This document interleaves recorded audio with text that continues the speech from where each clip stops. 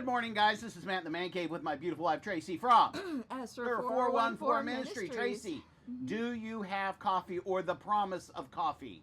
I have the promise of coffee. You have the promise of coffee, and here I am. It's almost as good. I am the selfish one here, drinking coffee. Hey, Yes. would you give us a thumbs up if you like coffee, and just put the words, I love coffee. That way, we can respect you.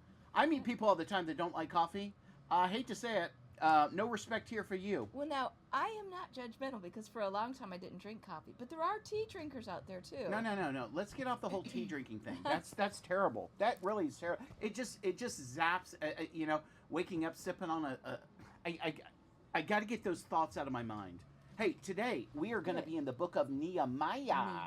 Now, let's pretend, I told you many years ago that in the morning on Saturday I used to watch karate movies. Karate. Yeah, and the voices were always dubbed over. So a lot of times, this is so funny because we're a product of our childhood sometimes. When I read Nehemiah, I go, Nehemiah! And I remember actually making a mistake and doing that one time in church. Okay, it says this. Listen. The words of Nehemiah, the son of Hakalah. How it happened in the month of Chelsea, in the 20th year, while I was in Susa, the capital, the Hananiah, one of the brothers, and some men from Judah came, and I asked them concerning the Jews who had escaped and had survived the captivity about Jerusalem. And he said to me, the remnant there in the province who survived the captivity are in great distress and reproach, and the wall of Jerusalem is broken down, and its gates are burned with fire. So here, Nehemiah is the cupbearer for, say the king, Xerxes. Xerxes, here's a quote. For $1 million, what is Xerxes' second wife's name?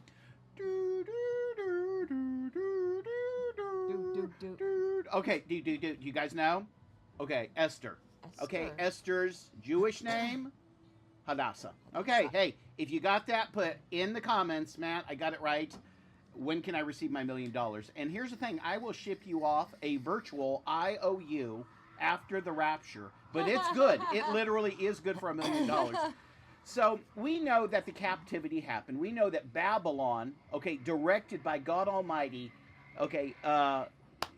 God used a pagan nation, a nation that was hideous, that served all of the gods, that weren't focused on Jehovah, but he used that to correct his nation, and a lot of people can't get over that God will use God uses different things, even different people, may I say, to correct us.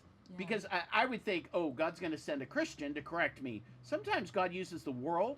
He uses lost people. He uses Satan. He uses a lost boss, a relationship. I mean, nothing's off guards to God. Nothing's off limits.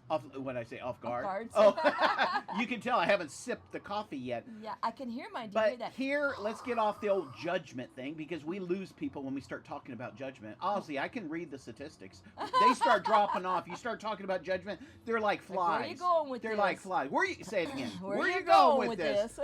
Here they are in Jerusalem, They remember it for what it once was. Oh, yeah. And it was beautiful. I mean, you would get up in the morning, you could go here, do this, get bread. There was commerce. You couldn't almost lose with a losing machine. Then, as all of us, as is the book of Judges, they had divided loyalties. God warned them and warned them and warned them. And now, this is the aftermath of sin, the devastation of it. But yet, God is a God who will restore. And this is the beginning of the restoration of the Jewish people and of the land of Israel. But the people are talking, in Susa to Nehemiah, and they're saying, hey, Jerusalem's no more. It's not like what you and I remembered. Because a lot of them would have been totally brought out because there was 2 waves of destruction. And so Nehemiah's like, well, how is it? So there's a remnant there? That's awesome. No, the house it's in ruins. It's nothing like it was. And Nehemiah, he's smashed in spirit. He's upset. But I think where I'm going today is there are some times that we are not where we want to be. In life. We're not sad. Maybe we remember an earlier season of our life where everything was good.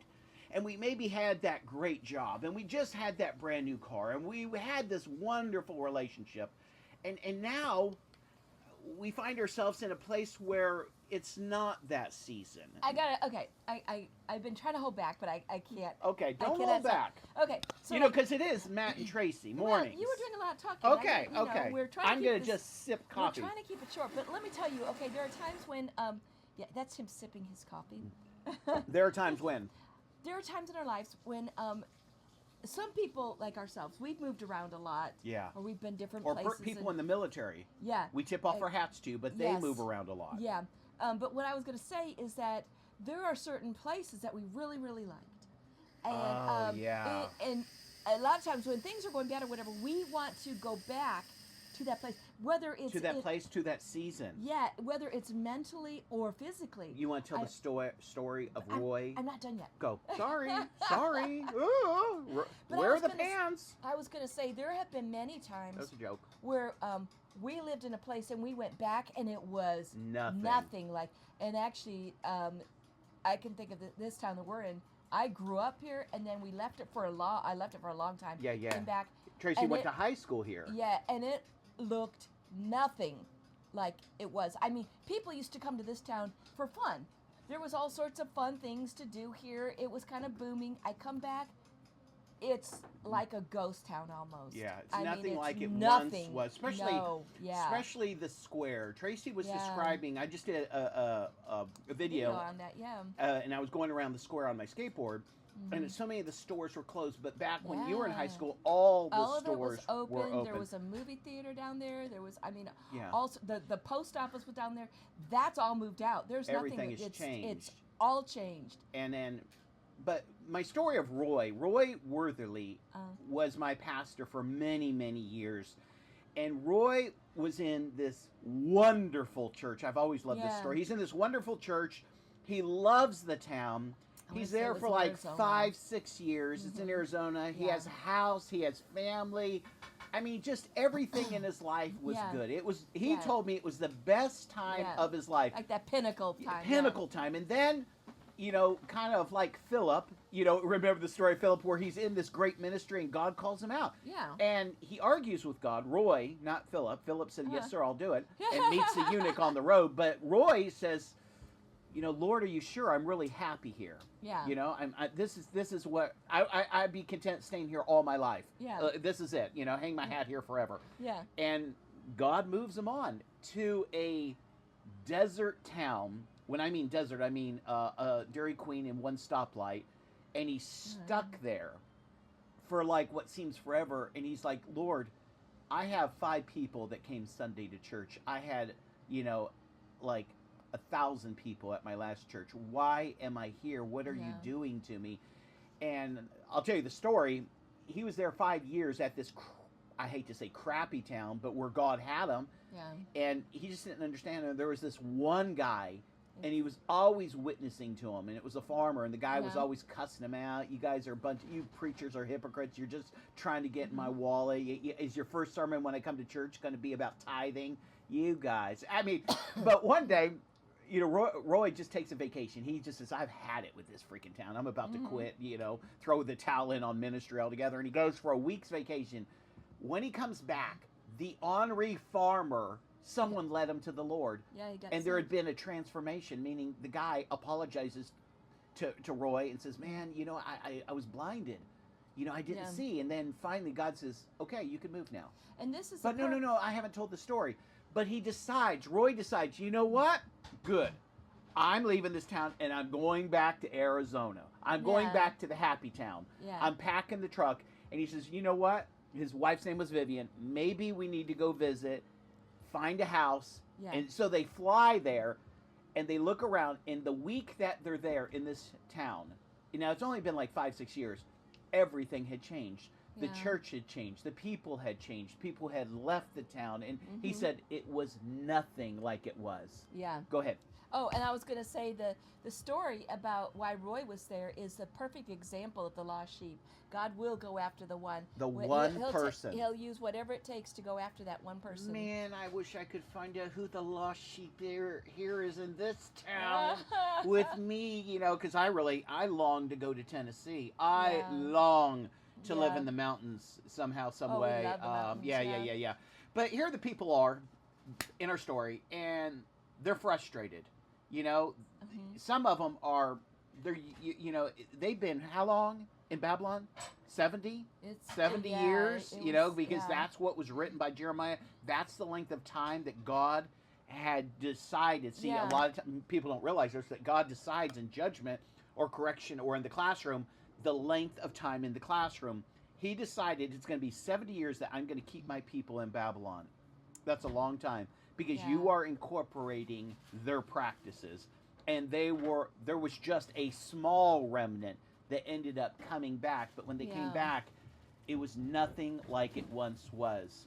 And here's the thing. I know this sounds kind of cliche, but we have to adjust, adapt, and overcome. We have to take what God is giving now, not what he gave in the last season.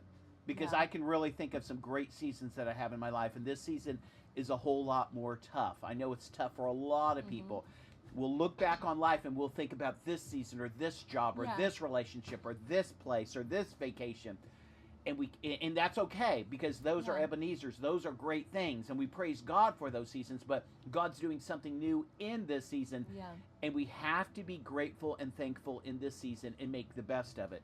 If not, you'll find yourself always down and out, always crapped out. And and you can't go through life with negative faith, being crapped out, because you start really mentally holding God in contempt, like you did this to me. Yeah, if you jump to chapter 8 in this same book, Nehemiah.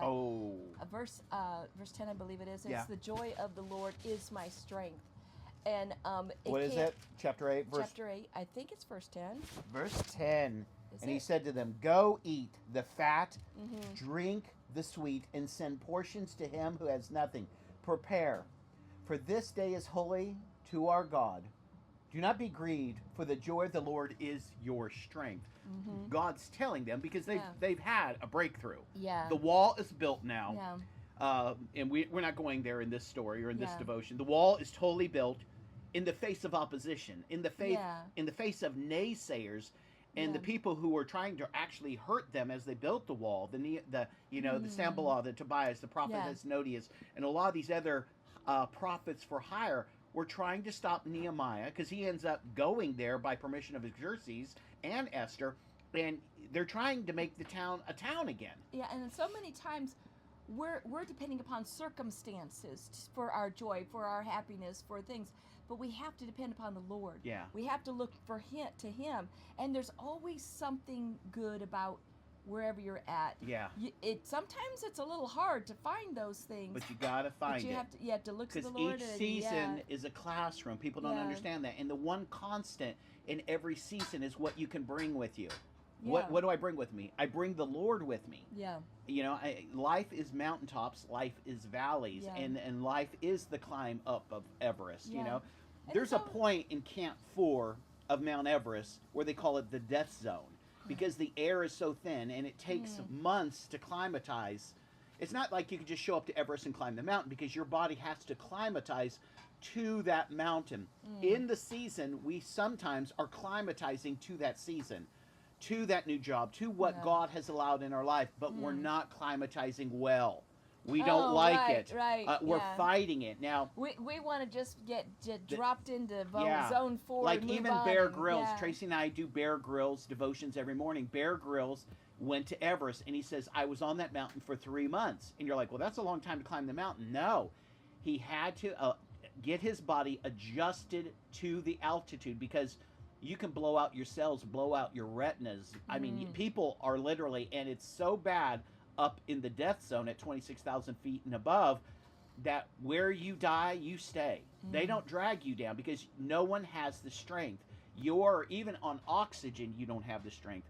But we have to, again, climatize to the new thing that God has allowed, even though I really am thinking about, when I think about great food, I think about Vegas.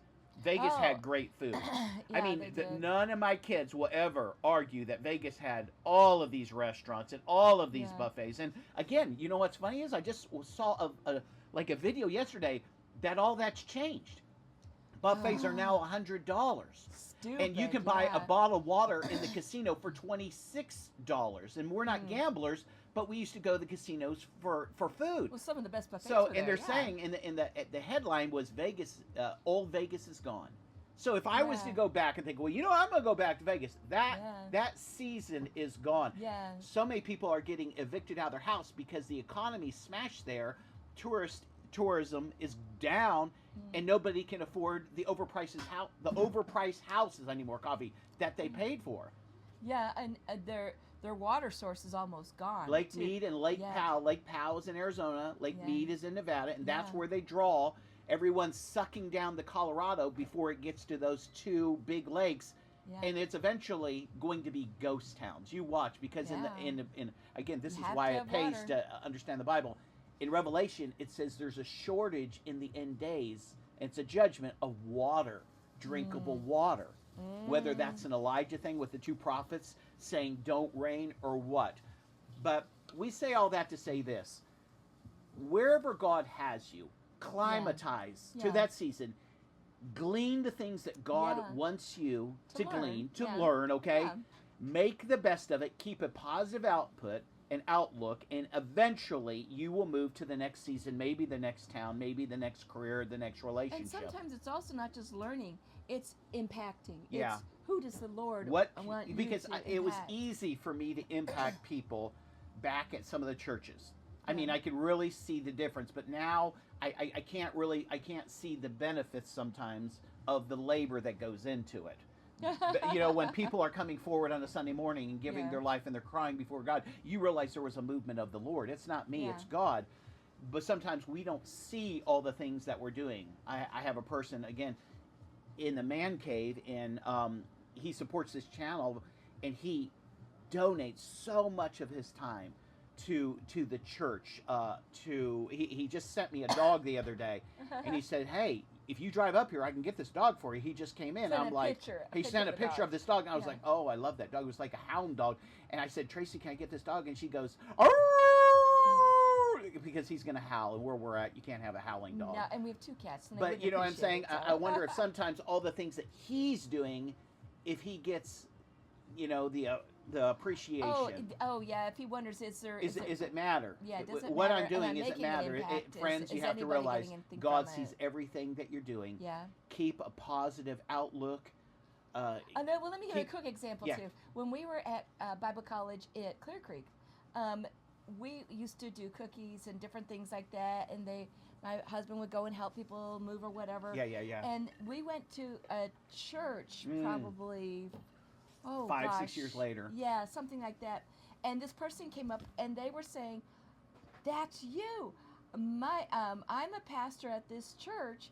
And this lady that goes there was mentioning that it was something like that, and they said that was the pastor impact. of the church, when his first year at Clear Creek, Tracy had made this huge plate of cookies, said, welcome to Clear Creek, you're going to like it, there's an adjustment period here. Matt brought them down because he was helping to unload their And truck. what's funny and he is I gave them meet the this cookies. woman, and their new pastor, That's right. It the was- new pastor was telling a story about how we impacted.